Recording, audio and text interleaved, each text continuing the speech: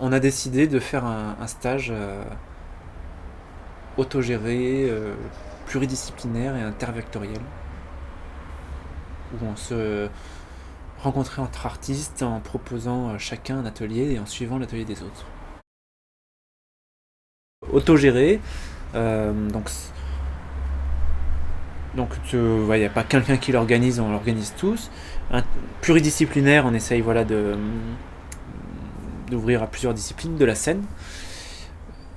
Et intervectoriel, alors ça c'est un mot sympatoche, c'est dans le sens qu'on va tous être meneurs et suiveurs à des moments. On amène tous un atelier pour mener quelque chose, pour proposer, et après on accepte de suivre l'atelier des autres. Donc on apprend tous des autres, mais on n'apprend pas tous des autres dans le sens, on se met à table là, et puis tous on parle et on écoute, mais il y en a un moment qui parle, les autres écoutent, enfin en gros, parce que c'est pas vraiment les autres écoutent, c'est les autres pratiquent.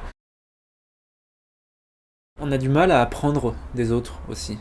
En tant que musicien, il y a un autre musicien qui va me dire ouais, moi je jouerais pas comme ça, je jouerais comme ça. Je vais dire ouais, mais bon, ça c'est ton style, moi c'est mon style. Il y a beaucoup d'ego quelque part. Là, comme c'est pluridisciplinaire aussi, on est obligé à un moment de laisser l'ego de côté et de se dire à un moment il faudra chanter, à un moment il faudra danser, à un moment il faudra faire un truc que de toute façon peindre, un truc que je sais pas faire.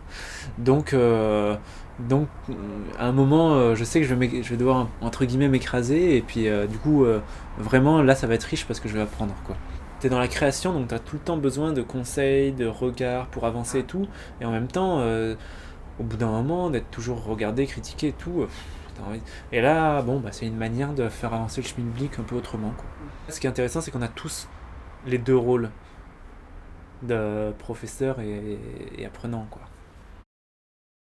On apprend beaucoup en fait dans son art par les autres arts. C'est-à-dire qu'en fait le schéma souvent de fonctionnement, qu'il soit corporel, psychologique, etc. est le même.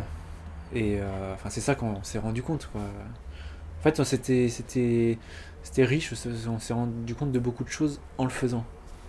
On est tous sur scène à un moment, donc ce qui est intéressant c'est de voir comment un musicien sur scène de travailler le corporel. Ah bah oui, on peut être autrement avec son instrument, ou inversement avec sa voix pour un comédien et tout, on peut travailler d'autres choses. Au bout de ces 3 jours, on est ressorti avec l'envie d'aller, on a été 6, comme s'il y avait une équipe artistique et l'envie de faire un spectacle, d'aller plus loin parce que on se comprenait, on était dans l'écoute et tout. Si on avait fait 3 jours en se disant on va faire un spectacle, ça serait pas du tout passé comme ça, quoi. C'était très plaisant parce que moi j'avais des petites idées dans ma tête en me disant à mon avis ça va apporter ça, à mon avis ça va apporter ça, mais je voulais pas le dire parce que pour laisser venir, et ça a apporté encore bien plus que ce que j'attendais, quoi.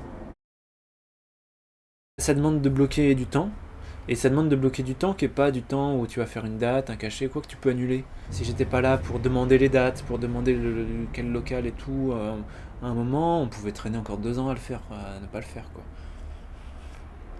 Donc le plus dur c'est de faire ça sans se mettre trop en avant pour savoir après qu'après une fois qu'on est dedans par contre il n'y en a pas un qui est en avant, quoi. Ce qui était beaucoup plus intéressant c'était de le faire plus que de le prévoir. Une forme où on n'est pas nombreux, où il y a des gens qui se connaissent pas, qui sont prêts à apporter quelque chose et à suivre quelque chose et à faire quelque chose de pratique.